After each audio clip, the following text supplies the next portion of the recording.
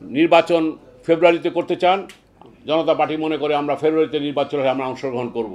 আমরা নির্বাচন চাই, কিন্তু যেন তেন নির্বাচন নয়। আমরা নির্বাচন চাই, সেই নির্বাচন যাতে অর্থবহ, সুষ্ঠু, অংশগ্রহণমূলক, অন্তর্ভুক্তিমূলক হয়। আমরা নির্বাচন চাই, সে নির্বাচনী সংস্কার। আজকে এই নির্বাচন কমিশনের উপর আমরা আস্থা রাখতে চাই এই কারণে, কারণ তারা অতীত দেখেছে। এই কারণে তারা বর্তমানে আমরা আমাদের জানা মতে তারা নতুন অনেককে দুয়ার খুলে দিচ্ছে রাজনীতিতে অংশগ্রহণ করার জন্য।